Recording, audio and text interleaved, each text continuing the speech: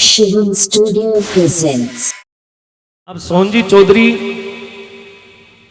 हाँ, रणावता की चौगावड़ी गंगरार के पास में और जिला चित्तौड़गढ़ है। आप साहब टीचर हैं, प्रिंसिपल हैं आप और अंतर्राष्ट्रीय कविराज हैं और मेरे इस स्नेह प्रेम को स्वीकार करते हुए आप यहाँ पधारे हैं। आपका हार्दिक अभिनंदन, स्वागत है। और मैं आपसे गुजारिश करूँगा, निवेदन करूँगा, वो पन्नाधाय की रचना जो आपने लिखी है वो आपके श्रीमुख से सुना करके हमको लाभान्वित करें।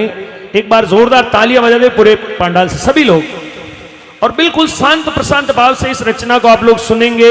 कितनी अच्छी आपने पन्नाधाय के लिए इस इतिहास को जिंदा किया है, सुनिएगा।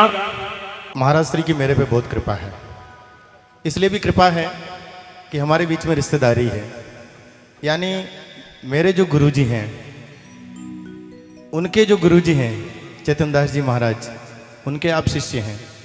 मेरे गुरुजी इनके गुरु भाई हैं, तो इस तरह रिश्ते में मेरे ये काका श्री लगते हैं। आप समझ गए, मेरे गुरुजी इनके गुरु भाई हैं, तो पद में ये मुझसे बहुत बड़े हैं, प्रसिद्धि में भी बहुत बड़े हैं। लेकिन अचानक कभी कभी प्रभु का प्रसाद आशीर्वाद मिल जाता है और व्यक्ति को थोड़ा सा लोग जानने लग जाते हैं। मैंने 5 साल पहले वो गीत लिखा था, एक बेटी नेहा वैष्णव ने गाया इसको, और इसको पंख लगे, ये 7 समंदर पार गया विदेशों में, पूरे इंडिया में इसको लोग चाहने लगे हैं और मेरी खोज हो गई। ये मान लें आपकी पन्नाधाय को लिखने वाला कवि इसी राजस्थान का, इसी मेवाड़ का, इसी चित्तौड़ जिले का। मैंने एक कविता लिखी थी जो 1996 में बीकानेर से शिविरा पत्रिका में प्रकाशित हुई थी। उसके बाद मैंने ये गीत लिखा है, तो वो जो कविता की कुछ लाइनें हैं वो मैं आपको पहले सुनाऊंगा, फिर वो गीत रिदम के साथ सुनाऊंगा। तो पहली कुछ पंक्तियां जिस कवि सम्मेलन में जैसे हम सुनाया करते हैं वैसे सुनाऊंगा। उस 20 साल पहले की कविता को मैंने आज उसको वापस देखा। मुझे लोग कहते हैं कि ये पन्नाधाय का गीत आपने लिख कैसे दिया। कुछ लोग कहते हैं कि उस समय आप सामान्य स्थिति में नहीं थे महाराज श्री। वो कहते हैं कि कोई ऐसा कनेक्शन माँ शारदे का या परमात्मा का आपके हेड में प्रवेश कर गया और आपने ऐसी लाइनें लिख दी होगी। मैंने कहा मुझे भी नहीं पता है मैंने किन स्थितियों में लिखा होगा, लेकिन माँ शारदे की जरूर मुझ पर ऐसे नाचीज पर कृपा हुई कि एक किसान का बेटा, खेती करने वाले एक किसान के बेटे पर ये कृपा हो गई, और मतलब माँ शारदे ने मेरे पे कृपा कर दी। और आप जिसों का तो मेरे पे आशीर्वाद है ही है, तो मेरे पारिवारिक हैं, इसलिए मैं आपके निवेदन को स्वीकार करके आया हूँ। और मेरा पहला कार्यक्रम ऐसा होगा, मैं आप हरि सिंह जी, नारायण सिंह जी इतने भी इसके आयोजक हैं, मेरा पहला कार्यक्रम महाराज श्री के आदेश से ऐसा हो रहा है कि मैं इतने कैमरों के सामने और इस तरह से इतने बड़े जो मेवाड़ के और यूं राजस्थान के बहुत बड़े गायक हैं उनके साथ इस तरह से रूबरू हो रहा हूँ। मैं सामने बैठ के सुनता हूँ, मेरी इच्छा होती है कि ऐसे लोगों के साथ मैं बैठूँ, लेकिन आज मेरे पे आपने कृपा की है। तो मैं, देखिए छोटे बच्चे भी जानते हैं, मैं आपको केवल आपके 10 मिनट लूँगा। 5 मिनट में पहली कविता मेरी हो जाएगी और 5 मिनट का ही मेरा वो दूसरा गीत है। तो मंजूर है आपको? इतिहास आप जानते हैं, महाराणा सांगा के 2 बेटे हुए, है ना। बड़े भाई तो पहले ही शांत हो गए, 3 बेटे थे लेकिन वो पहले ही शांत हो गए, और 2 बेटे बचे, विक्रमादित्य और उदय सिंह। शायद उदय सिंह को इसलिए जानते हैं कि उदय सिंह जी ने उदयपुर बसाई। उनसे बड़े थे विक्रमादित्य, वो छोटे थे, उनके पिताजी का निधन पहले हो गया। उनकी माँ जो जब अंत समय उनका आया, कर्मावती, जिसको हम संक्षेप में करमेती कहते हैं, तो उदय सिंह का देखभाल एक पन्नाधाय गुजर जाति की महिला करती थी। तो जब अंत समय आया तो उसका बेटा चंदन, किसका? पन्नाधाय का बेटा चंदन, तो वो दोनों सम उम्र के थे, एक ही उम्र के थे, तो उसने अंगुली लेके पकड़ा दी किसको? पन्नाधाय को। वो जब अंत समय आया तो उसने कहा कि मेरे बेटे का भी ध्यान रखना, ये तेरे बेटा जैसे ही है, यानी चंदन जैसे ही है। अब पन्नाधाय पे किसकी जिम्मेदारी आ गई? अपने बेटे की भी आ गई और उसके, यानी हमारे राणा जी के 2 बेटों की जिम्मेदारी आ गई। तो अब ये जिम्मेदारी पन्नाधाय ने किस तरह से निभाई? केवल वो वचन दिया कि भाई इस मेरे उदय सिंह का ध्यान रखना, क्योंकि इसके पिताजी भी नहीं रहे, मैं भी इस दुनिया से जा रही हूँ, तो इसका दुनिया में अब कोई नहीं है। तो उस समय मेवाड़ का जो राज्य था वो एक दासी पुत्र था बनवीर, वो संभालता था। तो उसने सोचा कि इन दोनों राजकुमारों को अगर मैं मार दूं तो मैं क्या बन जाऊंगा? इस मेवाड़ का राणा बन जाऊंगा, महाराणा बन जाऊंगा। उसके मन में ये विचार आता है और वो किसकी हत्या कर देता है? विक्रमादित्य की, धोखे से। और फिर कहाँ आता है उदय सिंह को मारने के लिए, पन्नाधाय के मेलों में आ जाता है। माताएं बहनें समझ में आ गया क्या आपको? उस माँ की भूमिका समझ में आ गई होगी। मैं कुछ लाइनें बोलूंगा कि उस माँ ने आखिर क्या किया होगा साहब, है ना। आप जैसे सुधीर श्रोता हैं, पहला गीत विदाउट रिदम चलेगा महाराज श्री। कि जिन दिन कर में ती सौंप दियो, अरे उदिया ने पन्ना दाई ने, कर में ती सुर्ग सिधारे ही माथर पर एक पराई ने। ले आज लाडलो सौंपू हूँ, इनरी कर जेथू रखवाड़ी। ले आज लाडलो सौंपू हूँ, अरे माता बण बिड़द निभाजे तू। है गणो लाडलो राजकुंवर, निज हिवड़ा के लिपटा जे तू। अच्छा लगे तो तालियां भी बजाइए, कवि सम्मेलन जैसा माहौल है ना। तो पन्ना ने क्या जवाब दिया कि पन्ना बोली महारानी जी, मैं अपनों बिड़द निभाऊं ली। दे दूं ली प्राण कंवर सारूं, पण राजकुंवर ने राखूं ली। दे दूं ली प्राण कंवर सारूं, पण राजकुंवर ने राखूं ली। अरे मायड़ली निजर उतारे ही, चंदन उदिया की लख जोड़ी। दोनों बहुत सुंदर लग रहे थे उस समय। मायड़ली निजर उतारे ही, चंदन उदिया की लख जोड़ी। आभे में इब छड़ चांद सूरज, मर्यादा झारी अण तोड़ी। आभे कहते हैं सूरज। ऐसा लगता था कि चांद और सूरज कहाँ आ गए हैं, धरती पर आ गए। कि आभे मेरे इब छड़ चांद सूरज, मर्यादा जारी अण तोड़ी। कि बनवीर चला तो राज जदे, विक्रम उदिया छाटा बरिया। सोचो राणो बन जास्यू में, मारू ला दो न्योटा बरिया। अरे विक्रम ने मार लियो छड़सू, अरे अब उदिया की बारी ही। पण मरे किया उदियो झिण रे, पण मरे किया उदियो झिण रे, पन्ना झेड़ी महतारी। मैंने उसको धाय मानी का, वो एक माँ का रोल कर रही थी। पण मरे किया उदियो झिण रे, पन्ना झेड़ी महतारी। पन्ना ने क्या कहा? आ तो नी होवण द्यूली में, मेवाड़ी सूरज आ थम जावे। मैं दियो वचन कर में तीने, नियाच वचन पे आ पावे। या सोच बुलायो चंदन ने। चंदन उसका बेटा था और उसको कहाँ लेटाती है? उदय सिंह के पलंग पर, ताकि बनवीर को धोखा हो जाए और उदय सिंह के बजाय वो किसको मार दे?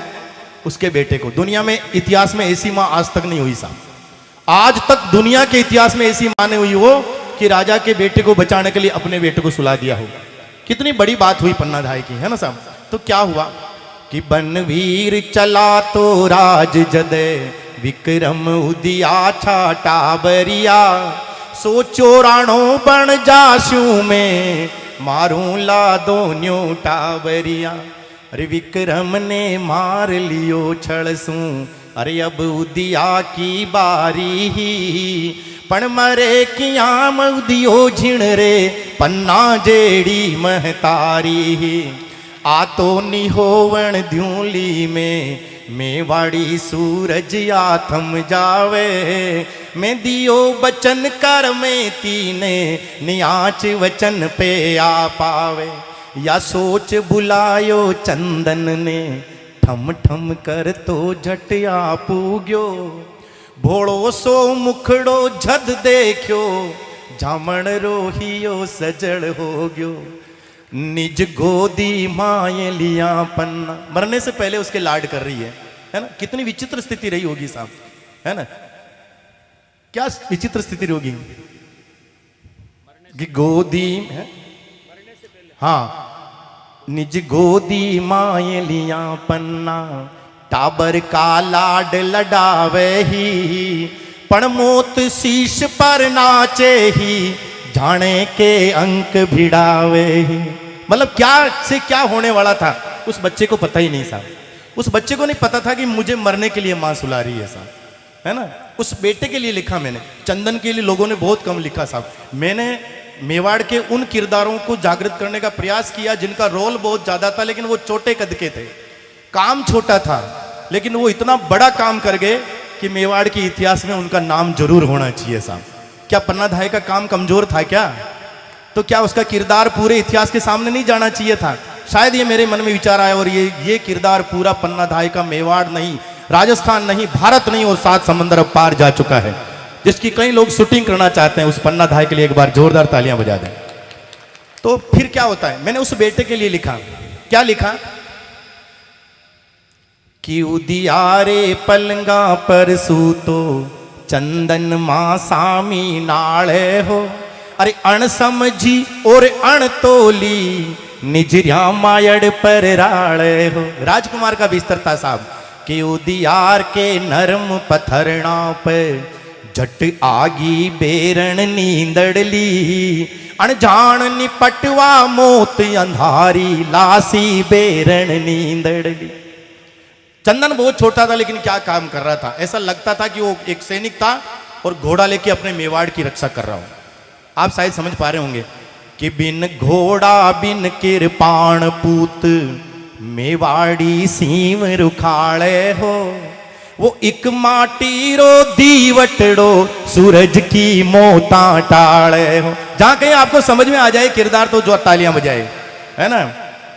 और पन्ना क्या कर रही थी कि लोरी की ठोड़ा मायड़ली वा गीत मरण रागावे ही, अरे लोरी री ठोड़ा मायड़ली वा गीत मरण रागावे ही।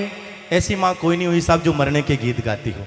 फिर दृश्य बदलता है साहब। दृश्य कैसा बदलता है, बनवीर आ जाता है, विक्रमादित्य की हत्या उसने कर दी, वही तलवार लेके उदय सिंह के महलों तक आता है और पन्ना को कहता है कि उदय सिंह कहाँ है। अगर पन्ना ये कह दे कि उदय सिंह यहां नहीं है तो भी सारे मारे जाते। पन्ना ये कह दे कि यहां चंदन सोया है तब भी सारे मारे जाते। तो पन्ना धाय ने अपने मुंह से कुछ नहीं कहा, लेकिन उसकी आंखें बार बार उस उदय सिंह के पलंग पर सोए हुए अपने बेटे चंदन की तरफ देख रही थी और बनवीर ने यह समझा कि यही उदय सिंह सोया है, तो उसने वही तलवार निकाली और चंदन पर चला दी। लेकिन उस मां के आंखों में साहब आंसू उस दिन नहीं आए, क्योंकि आंसू उसी समय आ जाते तो सारा भेद खुल जाता। भेद खुल जाता तो उदय सिंह नहीं बचते, उदय सिंह नहीं बचते तो महाराणा प्रताप नहीं होते, क्योंकि उदय सिंह के बेटे कौन हुए, महाराणा प्रताप। उस मां ने अपने कलेजे को कैसे रोका होगा साहब, है ना। कि खूना रंगियोड़ी तेग हाथ बनवीर खड़ियो जमराज जठे, राणो बण बाकी अभिलाषा पूछण लाग्यो युवराज कठे। बस होठ फरर फर फड़ के हा नी बोल होठ बाहर आया, हिवड़ो बोलियो मोतड़ली रे आगी सो जा रे जाया। अरे हिवड़ो बोलियो मोतड़ली रे आगी सो जा रे जाया।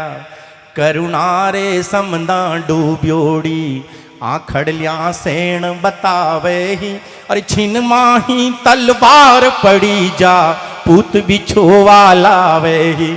अरे आड़ावल डगमग डोले हो, अरे आड़ावल डगमग डोले हो, चित्तौड़ दुर्ग चित्कार करी, पण बचा लियो मैं उदिया ने पड़ता लोही हूं कार भरी। पण बचा लियो मैं उदिया ने पड़ता लोही हूं कार भरी। लोग भले ही उसको पन्ना धाय कहते हो साहब, लेकिन मेरा कवि मन क्या कहता है इसका आप सोचना कि मैंने किस परिदृश्य में ये गीत लिखा साहब। मैंने लिखा कि री पन्ना पन्ना धाय नहीं, तू पन्ना धाय नहीं है। धाय का मतलब कहते हैं पालन पोषण करने वाली, सगी मां नहीं, जो किसी बच्चे की परवरिश करती है, उसको बड़ा करती है, उसका पालन पोषण करती है, उसको दाई मां कहते हैं। तो मैंने कहा तो धाई मां नहीं हो सकती है, तेने तो असली ओरिजिनल मां का रोल अदा किया है उदय सिंह के लिए, इसमें कोई मेरी गुस्ताखी नहीं है साहब। तो मैंने लिखा कि री पन्ना पन्ना धाय नहीं, तू असल उदय की महतारी, कर भेंट भोम निज टाबर की, मोतड़ली उदिया की टारी। अरे पाथल सा राणा नहीं होता, पाथल कहते हैं महाराणा प्रताप।